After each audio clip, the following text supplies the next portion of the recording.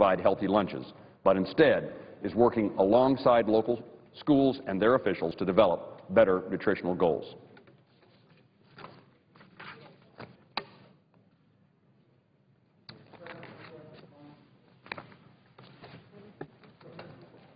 Clerk will call the roll. Mr. Akaka.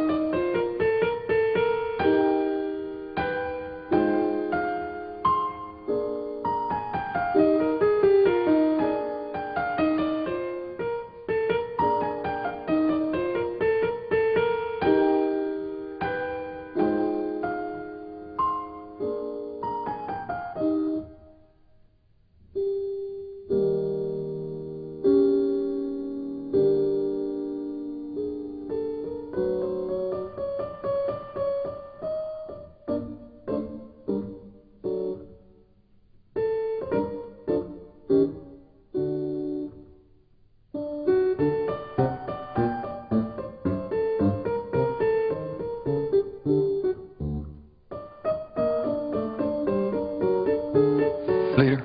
I ask unanimous consent to call the quorum be terminated. Without objection. I now ask unanimous consent the Senate proceed to calendar number 103, 416, and 420. Clerk will report.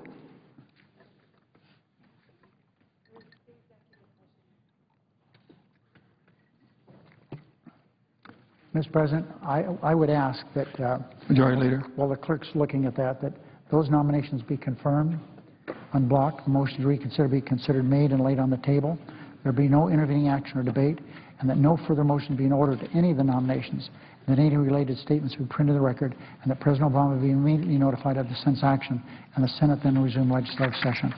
Without objection. I ask unanimous consent that we now proceed to calendar number 196, S. 1637. Clerk will report. Calendar number 196 S. 1637, a bill to clarify appeal time limits in civil actions to which United States officers or employees are parties.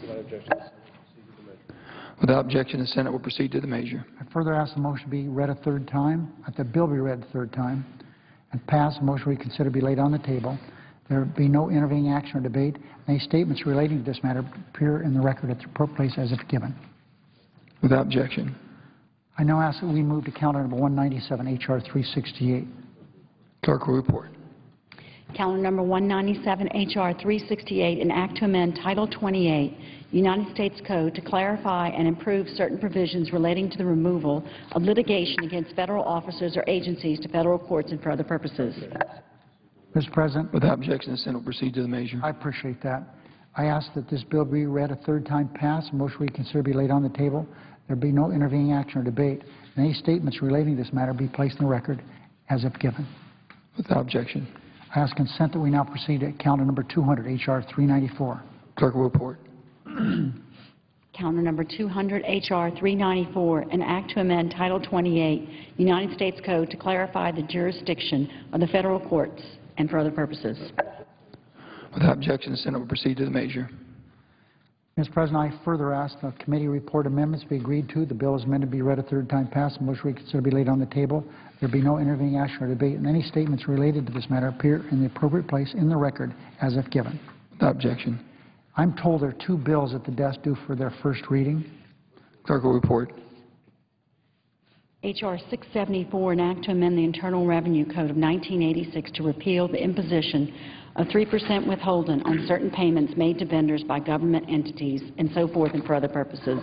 As 1769, a bill to put workers back on the job while rebuilding and modernizing America. Mr. President, I ask unanimous consent that, well, I don't even have to ask that. I asked for second reading en bloc of these two measures, and then I object to my own request to both of them. Objection is heard. Bills will be read the second time in the next legislative day.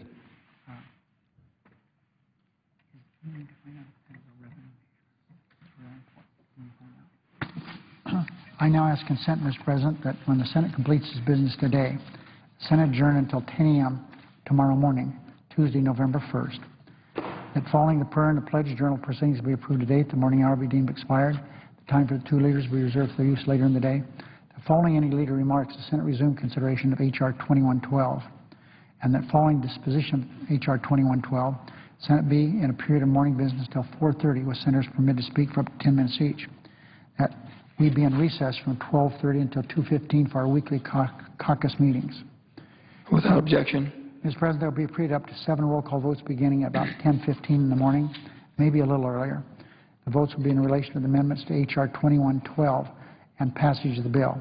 If there's no further business to come before the Senate, I ask that it adjourn under the previous order. The Senate stands adjourned until 10 a.m. tomorrow morning.